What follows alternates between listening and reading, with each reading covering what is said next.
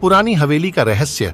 रवि एक 25 वर्षीय युवक अपने दादा की मृत्यु के बाद अपने परिवार की पुरानी हवेली का वारिस बनता है।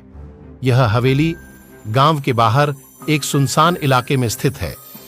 रवि ने अपने दादा से बहुत सी कहानियां सुनी थीं, लेकिन उसने कभी उन पर विश्वास नहीं किया। अब जब वह हवेली का मालिक है तो वह कुछ समय वहां बिताने का फैसला करता है।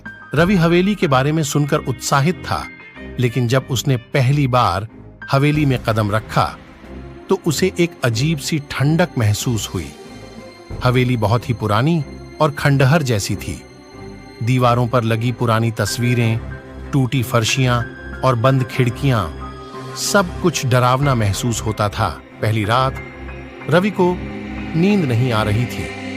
आधी रात को उसे एक अजीब सी आवाज सुनाई दी, जैसे कोई फुसफुसा रहा हो। उसने सोचा कि यह उसकी कल्पना हो सकती है और उसने इसे नजरअंदाज किया। लेकिन अगले दिन उसे फिर वही आवाज सुनाई दी। इस बार वह आवाज और भी स्पष्ट थी। रवि ने आवाज का पीछा करना शुरू किया और उसे एक पुराने कमरे में ले गई जो कई सालों से बंद था।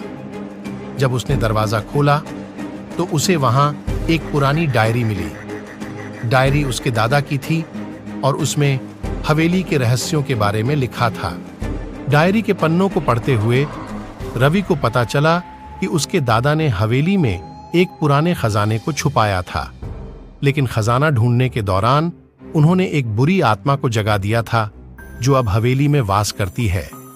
आत्मा को शांत करने के लिए एक विशेष अनुष्ठान करना पड़ता था जो डायरी में विस्तार से लिखा था।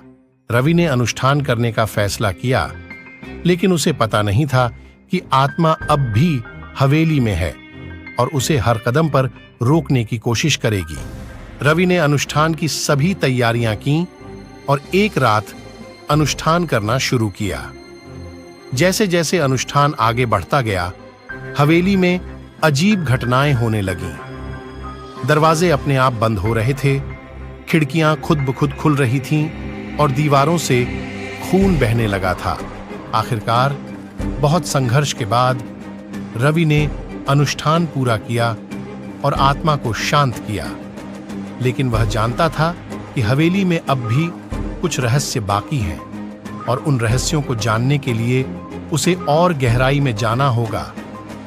इस तरह कहानी एक रहस्य के साथ समाप्त होती है जो भविष्य में और भी डरावने अनुभवों की ओर संकेत करता है।